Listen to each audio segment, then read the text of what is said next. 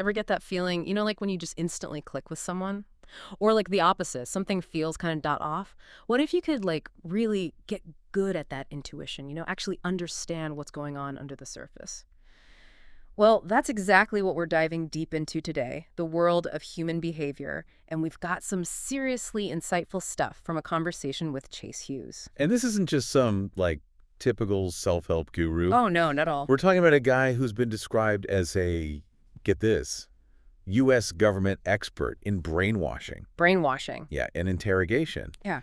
But he's also got this background in the military, intelligence agencies, even neuroscience. He's considered one of the top people in the world when it comes to figuring out why we do the things we do. So basically, we're trying to figure out how to read people better. Exactly. Yeah. And what's so cool about Hughes's approach is how practical it is. Right. This isn't about some abstract psych concepts. It's about, real questions you can ask yourself, specific behaviors to watch out for that can actually give you an edge. I like that, an edge. Yeah, in understanding the people around you. Yeah. So our mission, if you will, for this deep dive is to, extract those golden nuggets, those actionable insights, like how to quickly size someone up, get a better sense of if they're being straight with you, and just navigate social situations, with more awareness. And all of this is coming straight from a podcast interview he did recently where he, laid out some of his core ideas. Awesome.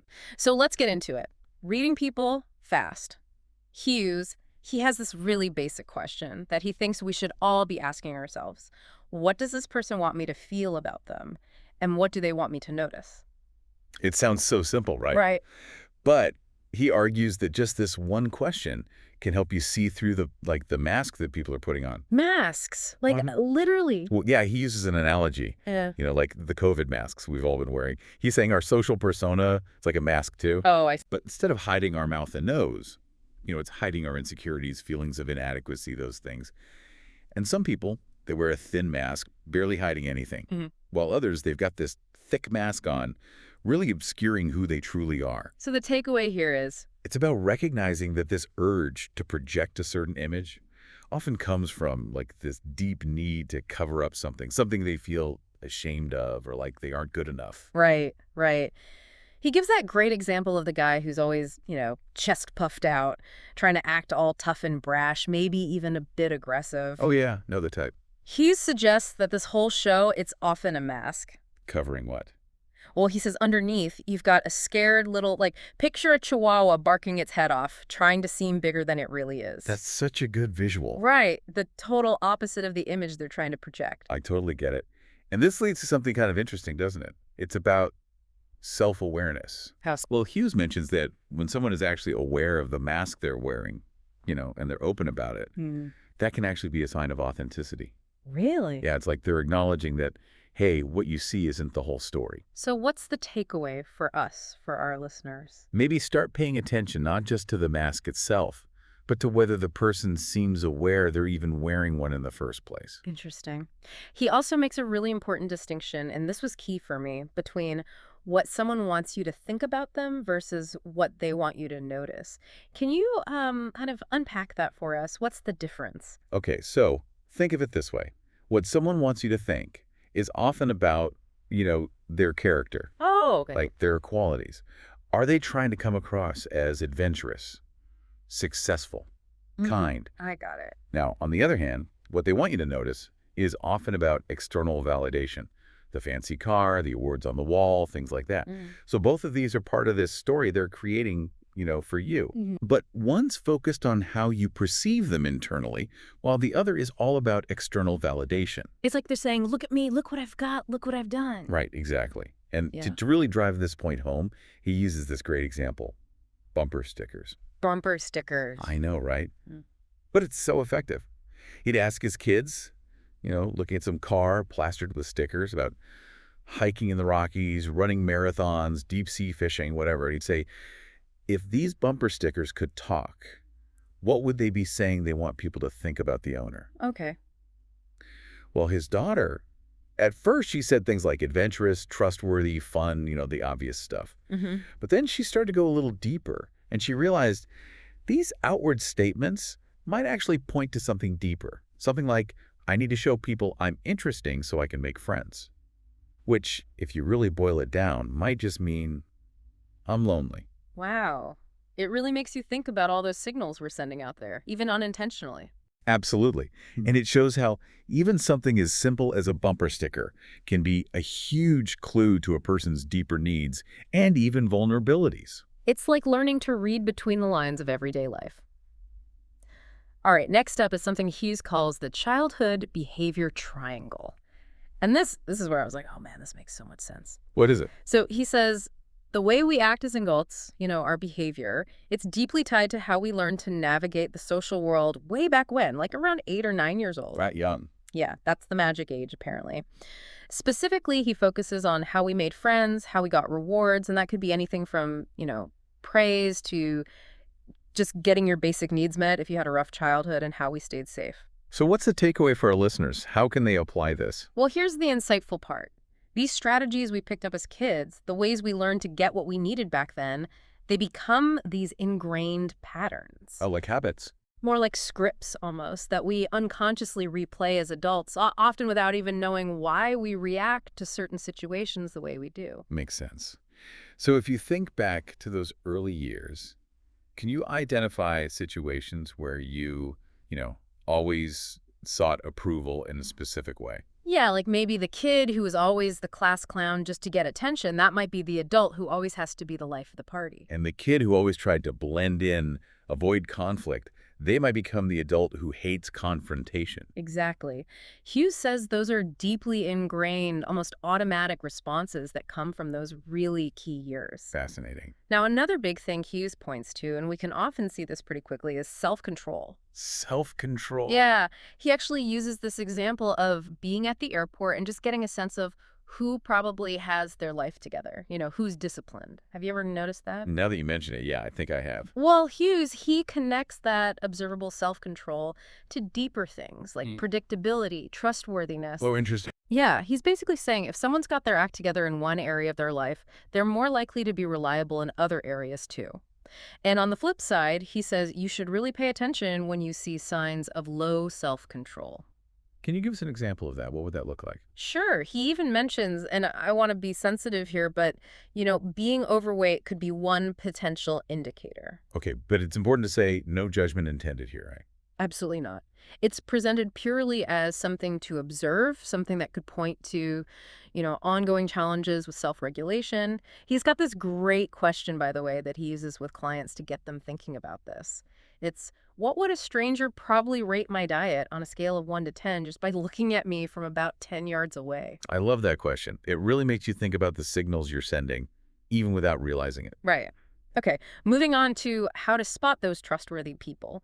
Hughes goes beyond just, outward appearances of discipline. He's really big on showing genuine interest in other people. So what does that mean practically? It's about asking real questions, showing that you actually care about what the other person has to say, not just going through the motions. It's about being engaged, not just transactional. Exactly. And he really hates what he calls transactional people. So in a business setting, what would that be? He uses this pretty harsh analogy, actually, of clients being treated like ATMs, like they're only valuable for the money they bring in. Wow. Yeah, he's all about building real human connections based on genuine curiosity. A sense. Now, what about those gut feelings we get about people sometimes? He talks about how we're actually unconsciously creating those feelings in others. Interesting. So, like, without even realizing it. Right. It's our lower brain, the more instinctual part of our minds. It's constantly picking up on nonverbal cues, even when we're not consciously aware of it. What kind of cues? Oh, body language, microexpressions, tone of voice, that kind of stuff. And it's looking for inconsistencies, subtle signals, and that's what creates those feelings of, unease or trust. Hughes' point is that we're doing this all the time, often unintentionally. The goal is for our listeners, to become more aware of those cues and learn to project those positive signals that build trust in others. Got it. So how do we actually spot this transactional behavior that Hughes is so against? What are the warning signs? Okay, one big one is no personal follow-up. Like after an interaction, there's no thank you, no checking in, nothing beyond just the immediate transaction. Another one, conversations that are all business, numbers, logistics, with zero real human connection. No asking about family, hobbies, just all about the deal. All right, let's switch gears a bit here. Relationships, whether it's romantic or close friendships. What are some green flags Hughes looks for, signs of a good, healthy connection? Well, he says the number one thing is comfort level with artificiality. Artificiality, like what do you mean? Think about how much of our online lives are carefully crafted.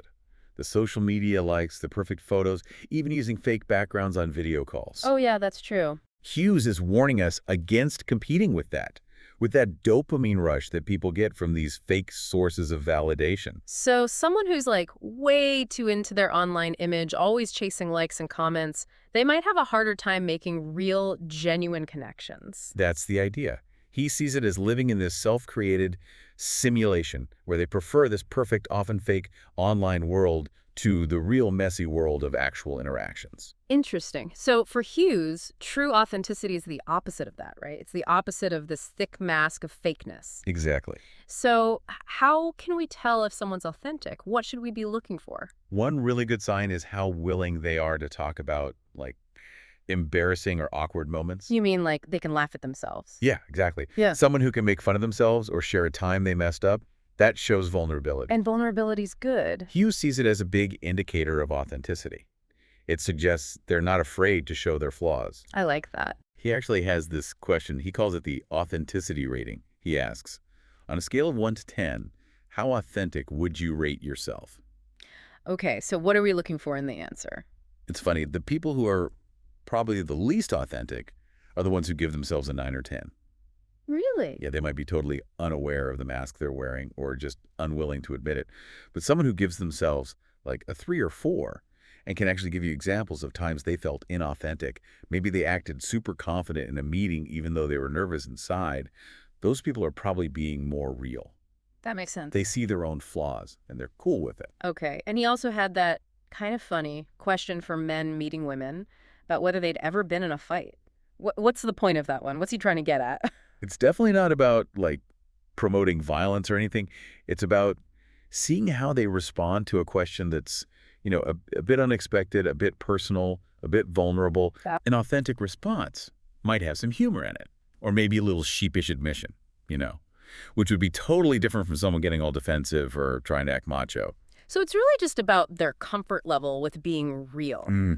Okay, and for women asking men, what's a good question to gauge authenticity, especially in a relationship? He suggests asking, what's the biggest thing you learned about yourself from your last few relationships? Interesting. And what you should listen for is where they put the emphasis. Like, are they blaming their exes? Exactly. Someone who's wearing a mask will often blame others or puff themselves up, saying stuff like, I learned I deserve better. But a more genuine person, they'll show self-awareness. They'll take some responsibility for how things went down. So they might say something like, I realized I wasn't communicating my needs very well, or something like that. I like it. Okay, let's get into some of the more subtle stuff Hughes talks about, ways to get information without directly asking. He calls it elicitation. Ooh, this sounds sneaky. Well, it can be pretty useful. These are like sneaky ways to get people to tell you things they might not otherwise share. And this is valuable for anyone, really. Give me an example. The first one is just making statements. Statements? Like what kind of statements? Shared piece of info, even if it seems random. Okay. Like you could say, I was reading that the price of coffee beans has really gone up. Okay. And yeah. that might get someone who's in the coffee biz to chime in with their own experiences or opinions. Sneaky? I like it.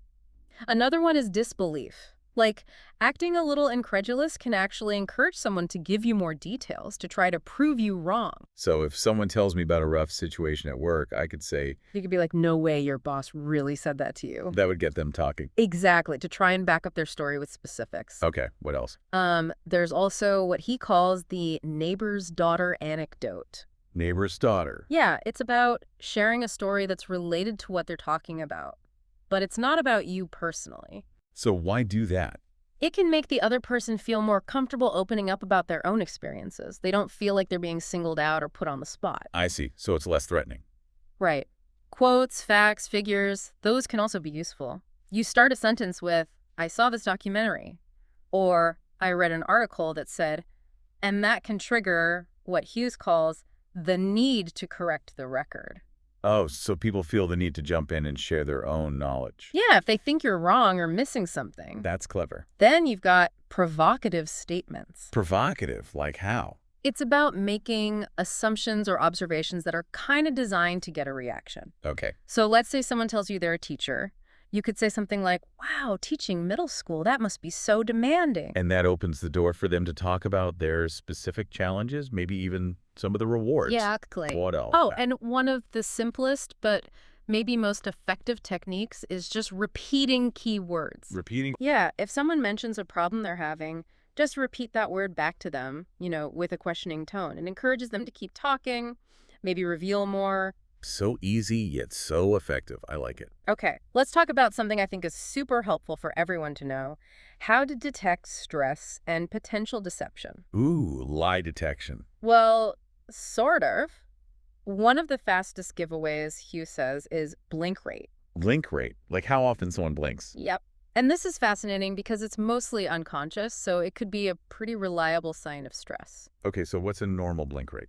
The average is about 15 to 18 blinks per minute. Okay. But when someone's stressed out, that rate can shoot up to 80 or even 90 blinks a minute. Wow, that's a huge difference. Right. And on the flip side, when someone's super focused, their blink rate can plummet. Okay, so what should our listeners be paying attention to? The key is to look for changes in their normal blink rate when you're talking about certain topics, like money or sensitive personal stuff. That makes sense. Actually, speaking of this, you told me you saw a really clear example of this deception detection thing just recently over FaceTime. I did. It was pretty wild. We were on a call with a friend, and he was FaceTiming his girlfriend. He asked her a straightforward question, nothing aggressive, about something that might have happened the night before that she hadn't mentioned. Yeah. Well, Hughes was off camera, just watching, and he immediately picked up on a whole bunch of stress indicators like boom, boom, boom. No way. What did he see? First, her blink rate went way up, like noticeably. Uh-huh. Then her pupils got bigger, dilated. Right. And there was what they call scleral exposure, where the white part of your eyes gets more visible, usually above or below the iris. That's often a fear or anxiety response. Wow, all that just from one question. It gets crazier. Her lips kind of pulled back horizontally, a classic fear response, though it's subtle. Oh, wow. And Hughes, he even pointed out a little jump in the sternocleidomastoid muscle in her neck. The what muscle? Sternocleidomastoid. It's a big muscle in your neck that can tense up when you're feeling threatened, kind of a protective reflex. That's so specific. Right. And on top of all that, there were vocal hesitations, like more pauses, filler words, than she usually uses. And she suddenly stopped using pronouns. Like, instead of we or I, her language got all vague. So it's really about the combination of these signs, right? The cluster of them, rather than just one thing. Exactly. One elevated blink rate could just mean your eyes are dry. Crossed arms could just mean you're cold. But when you see a bunch of these stress indicators pop up together right after a specific question, That's a big red flag. yeah, it's a much stronger sign that something's not right. Okay, so let's say you do suspect someone's hiding something based on all these cues. How do you go from those subtle techniques, the elicitation stuff, to actually getting to the truth? Well, that's where you might move to what Hughes calls confrontation. Confrontation? Sounds intense. It doesn't have to be like aggressive. Yeah. It often starts with gentle statements. Nothing accusatory, just acknowledging that you have a hunch. So, for example? Something like, I've been in similar situations, and I get the feeling I might not be getting the whole story. Okay. And then what? Then comes this really interesting technique, what he calls the monologue. It's a 4-step thing. Socialize, rationalize, minimize, project. Or SRMP for short. SRMP. Okay, break that down for us. Sure. So socialize is all about building rapport, Right. making the person feel like you get them. You want to connect and show them that you're not there to judge. Okay. Then minimize is about downplaying the issue. Make it seem less serious so it feels less scary for them to admit. Right. Rationalize is about giving them possible reasons, justifications for their behavior, suggesting that anyone might have done the same thing in their shoes. And project. That's about shifting some of the blame or responsibility away from them. Hughes uses this great analogy from Sun Tzu about building your opponent a golden bridge so they can retreat. That SRMP monologue, that's the bridge, right? Exactly. It gives them a safe way to tell the truth without feeling totally condemned or facing huge consequences right away. So you're basically giving them an out. Kind of. He gives this example of, a possible theft. Maybe the person was desperate because of medical bills and felt like their company was treating them unfairly. So you'd offer those potential external justifications. Okay, so how do you know if it's working? How do innocent people usually react to this kind of monologue compared to someone who's actually guilty? That's a great question, and it's key. Innocent people, they usually get angry or dismissive Why? because they don't need a golden bridge. They haven't done anything wrong. They might even be offended that you're suggesting they did. Right. But guilty people, they often try to build on that rapport you've created, and they might subtly start taking you up on that offer, that bridge you built. Looking for reassurance that they won't be in too much trouble if they confess. Okay, what about those bait questions or mind viruses that are sometimes used in interrogations? How can understanding those be useful to us in everyday life? Well, these questions are designed to kind of test the waters, to see how someone reacts and if they might know something without directly accusing them. Can you give us an example? Sure, a classic one is asking a general question like, is there any reason why someone might have said, and then you fill in a specific detail. Hughes uses the O.J. Simpson case. Is there any reason why someone would have said they saw you at Nicole's house last night? Mhm. So even if you don't actually have any evidence, this kind of question can make someone stressed if they were there and they're trying to hide it. It's like you're planting a seed of doubt. Exactly. And he also mentioned using a similar tactic with someone accused of misconduct, asking if there was any reason a video might surface. Did it work? The guy started sweating like crazy. A dead giveaway. Pretty much. And for you, it's about listening for that defensiveness or unexpected stress when you ask these indirect questions. Got it. What about that question, what should happen? How does that help figure out if someone's innocent or guilty, especially when someone's been hurt? This question can be super revealing. When you ask someone what they think the consequences should be for a certain action, innocent people will often suggest harsher punishments. Really? Yeah. But people who are guilty, they often downplay it. They suggest lighter consequences. Interesting. So like maybe focusing on rehab or counseling instead of jail time. Exactly. This is all such good stuff. Okay, let's talk about something you mentioned before, facial etching. How our expressions can actually leave lasting marks on our faces. Oh, yeah, this is wild. Hughes says that when you use certain facial muscles over and over, it actually creates fine lines on your face. And you can often really start to see these by the time you're in your late teens. So like what kind of lines? Well, someone who's always trying to get approval, they might raise their eyebrows a lot, which can lead to more prominent forehead lines. And he contrasts this with, people with certain psychopathic traits who often have surprisingly smooth foreheads. Being happy a lot can contribute to crow's feet around the eyes, while if you're often angry or sad, you might get those vertical lines between the eyebrows, the glabella lines. And then there's the grief muscle. Right. He actually recommended that people Google images of the grief muscle. Pretty striking. And it makes you think about the toll that emotions can take, even physically. It's like your face is telling a story. Exactly.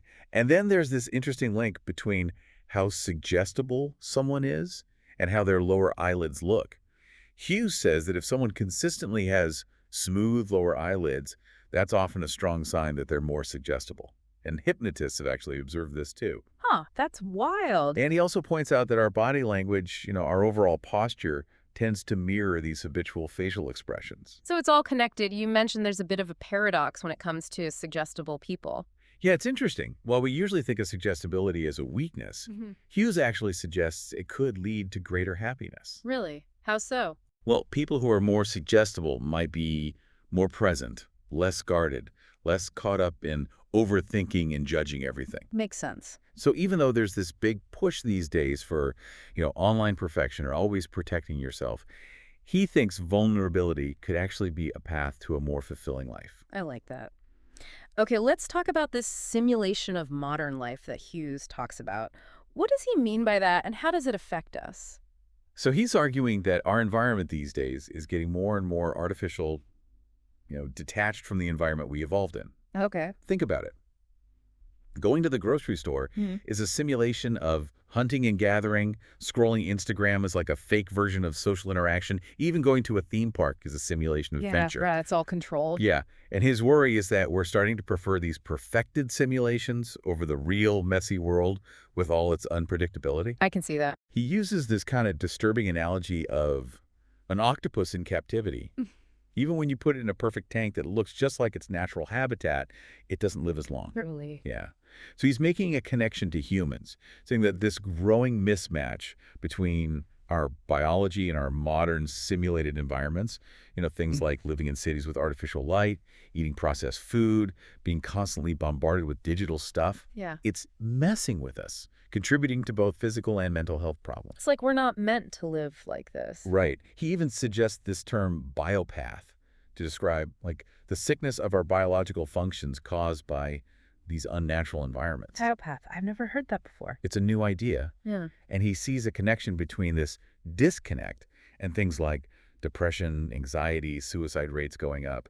And there's a ton of research showing that spending time in nature is good for you. So getting back to nature is the key. It seems to help. He also brought up The Truman Show, that movie. Oh, yeah. I love that movie. It's a great analogy for this simulation he's talking about. Explain that. How are they similar? Well, he sees a lot of parallels between Truman's fake life, this reality show he doesn't even know he's living in, and our own lives, which are often full of masks and pretending like our own little self-created simulations.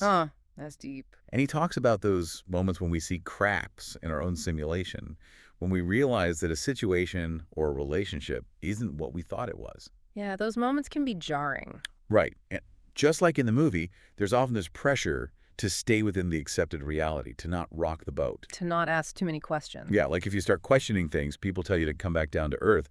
And he compares the director in the movie, Christoph, to the forces in our society that keep the simulation running. So what are we supposed to do? Be